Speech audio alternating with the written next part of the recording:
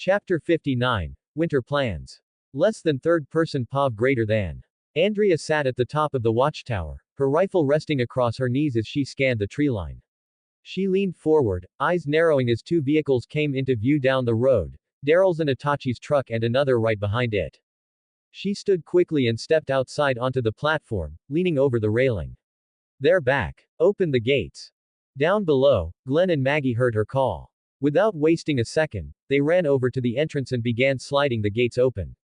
The vehicles rolled through the gates and came to a stop beside the other cars in the courtyard. Glenn's eyes went straight to the roofs, where solar panels were strapped down. Well, that's one way to solve the problem, he muttered. Maggie smiled faintly beside him. Don't get too happy just yet. We still have to set them up.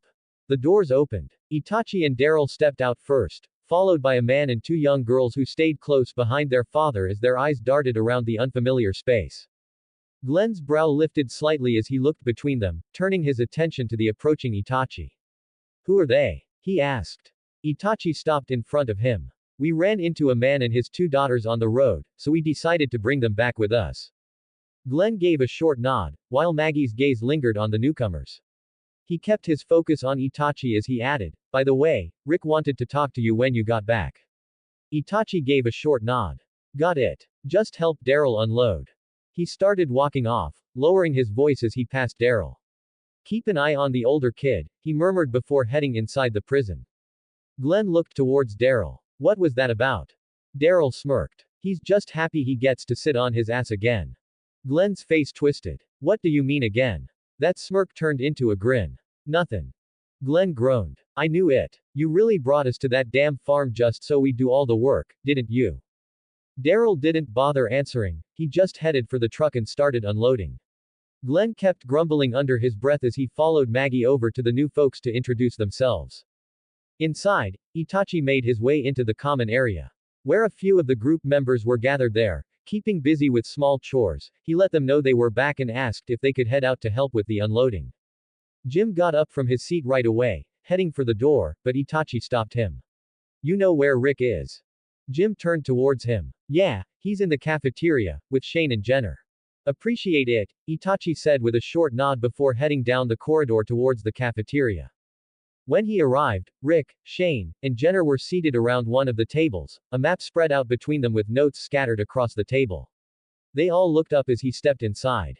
Rick was the first to speak. Good timing. How'd the run go? Better than expected, Itachi said.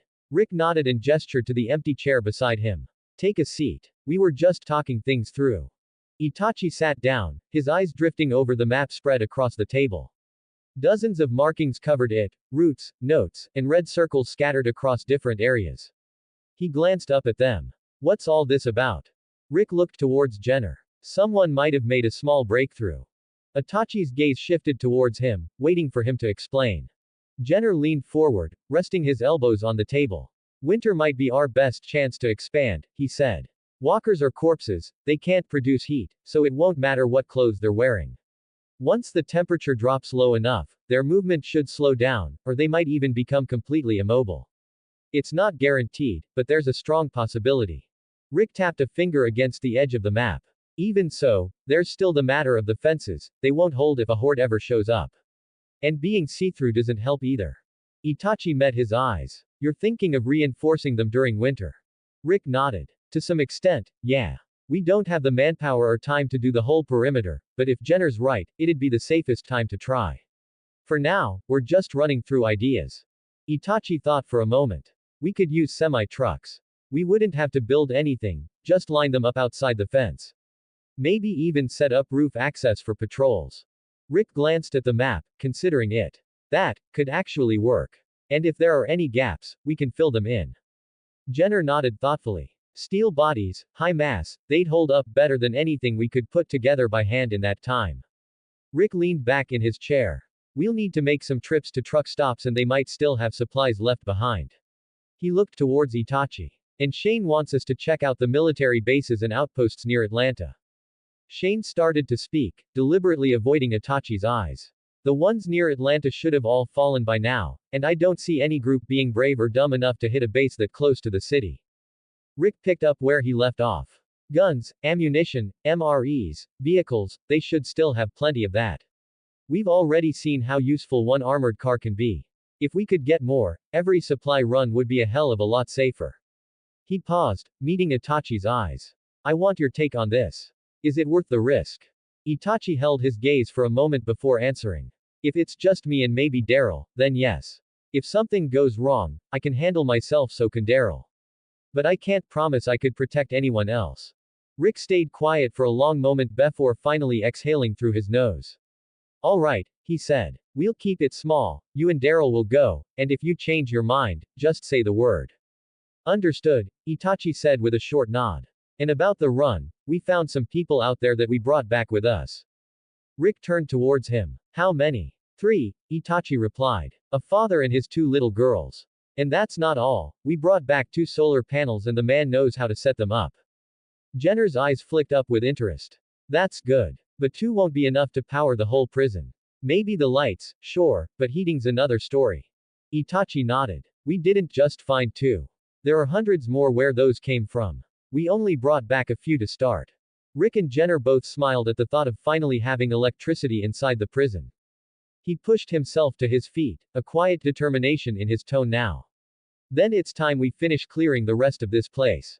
We'll split into teams, half take the yards, the rest move through the tombs again. Itachi gave a short nod. We should include the prisoners. It could help build more trust between the groups.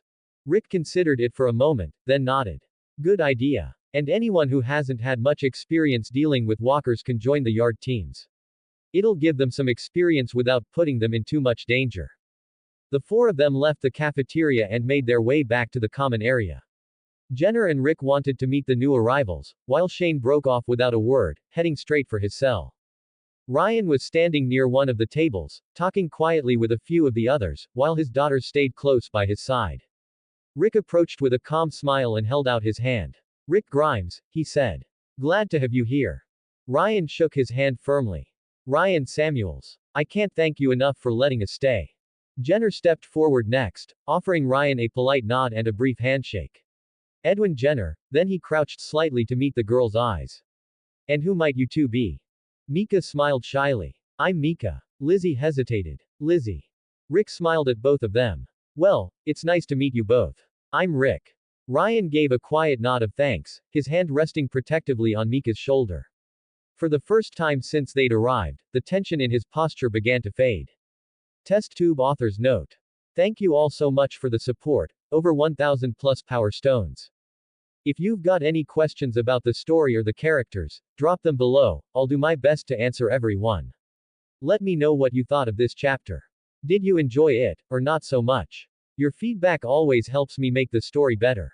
And if you're enjoying the fanfic, consider leaving a review, it really helps more than you'd think. Chapter 60. Simple Morning. Less than third person POV greater than. Morning came slowly over the prison. Inside one of the cells, Itachi stirred first. The weight of someone's arm rested across his chest. Amy's head was tucked against his shoulder, their legs tangled beneath the blanket. For a moment, he stayed still, letting his eyes adjust to the dim light before quietly breathing out through his nose.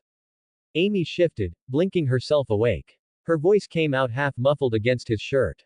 Morning already. Yeah, sun's up, he said, pushing himself upright and sitting on the edge of the bed. She made a soft sound and rolled onto her back. 5 more minutes won't kill anyone. Yeah, but we should grab breakfast before everyone gathers and we have to head out, he said, reaching for his shirt on the chair. Amy groaned and rolled onto her side to face him. Fine, she muttered. They got dressed without saying much else and stepped out of the cell, heading straight towards the common area. Once there, they gathered what they needed and prepared a simple breakfast.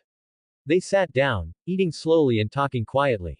For a while, it was just the 2 of them in the comfort of each other's company. Rick walked in a few minutes later, giving them a short nod. Morning. Morning, Amy said, smiling faintly. Itachi gave a small nod. Rick. Rick walked closer, stopping by the table where a few cans of food sat. Did you fill her in? He asked, glancing toward Itachi. He nodded. Yes. Amy straightened a little. While you, Daryl, and Itachi clear the cell blocks, the rest of us will handle the yard. Rick gave a small approving nod. That's the plan. We'll try to keep it organized. I want everyone who's got little to no experience to participate.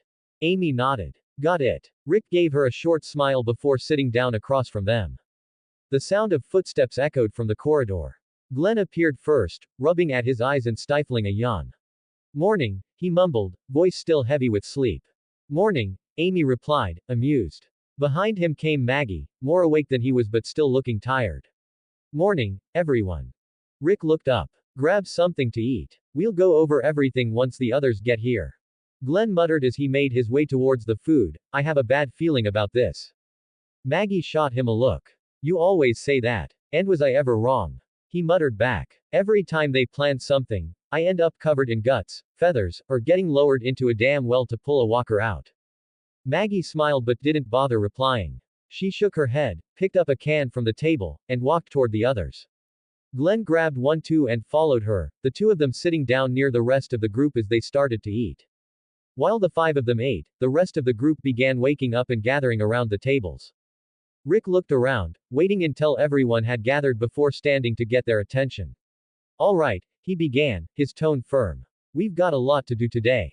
Daryl, Itachi, and I will handle clearing the cell block. The rest of you will focus on the other yard. He paused, letting his gaze move across the room. I want everyone to take part, especially those with little to no experience. The only exceptions are Lori, Herschel, and the kids. After a short breath, he added, and the prisoners will be joining you. Shane's head lifted almost immediately. You sure about that part? Rick met his eyes. I am. His tone left no room for argument. He looked back to the rest of the group. I want everyone to use knives, bats, no guns unless it's absolutely necessary. And we found some extra riot gear in the storage room, so we'll use that for protection. Shane, Glenn, and T-Dog will watch over the teams, armed, just in case. There were no arguments, just quiet looks passed between them, uneasy, but understanding. Everyone knew it had to be done. One by one, people started moving. Chairs scraped back, conversation picked up again. Some went to prepare, others to finish breakfast. Itachi and Amy stood up, gathering their things before heading outside to get some fresh air. Rick stayed behind for a moment, scanning the room as the last few broke off into smaller groups. His eyes landed on Lori, who was heading back towards her cell. He hesitated before following her. She'd just stepped into her cell when he appeared in the doorway. Lori turned, eyebrow lifting. Something wrong? Rick shook his head slowly. No. I just need to talk to you. The tone in his voice made her straighten. About what? He paused, searching for the right words. I want Carl to join us today. Her expression changed instantly. What? Rick didn't flinch. Just to observe. Maybe fire a shot if it's safe. Her voice rose. Are you out of your mind? She took a step towards him. He's a child, Rick. He lifted a hand, trying to calm her down. Lori, listen to me. No. She snapped, cutting him off. Rick tried to reason with her. He'll be safe, Lori. Everyone will be there, and Shane can keep an eye on him. He doesn't even have to step into the yard, he can stay behind the fence. Lori opened her mouth, but the words caught in her throat. For a moment, all she could do was stare at him, anger and fear tangled together in her chest. She shook her head, her voice unsteady when it finally came out. He's still a kid, Rick. He's not supposed to be out there. Rick didn't answer right away. I know you don't want this for him. Neither do I. But it's not about what we want anymore. He paused, meeting her eyes. If there's ever a moment where he's alone with one of them, just him and a walker, and he freezes in fear, that's it. He won't get a second chance. He turned towards the door, stopping to glance her way. I want you to think about it before we head out. Lori didn't respond, just stood there staring at him as he walked out of the cell. Rick moved down the corridor, the echo of voices from the common area growing clearer. He rounded the corner and nearly bumped into Herschel. Everything all right? Herschel asked. Rick gave a short nod. Yeah, just talking things through. Herschel studied him for a moment. Talking or arguing? Rick gave a tired half smile. Little of both. Herschel nodded slowly. You should talk to her again before you head out, he said quietly. The world's tearing enough apart as it is, don't let it do the same to your family. Rick didn't respond right away, just gave a small nod. Yeah. Herschel placed a hand on his shoulder before moving past him down the hall. Don't wait too long, son. Sometimes the chance to fix things doesn't come back. Rick watched him go, the words lingering longer than he wanted them to. He stood there a moment. Herschel's advice made sense, but it hit something he didn't want to touch.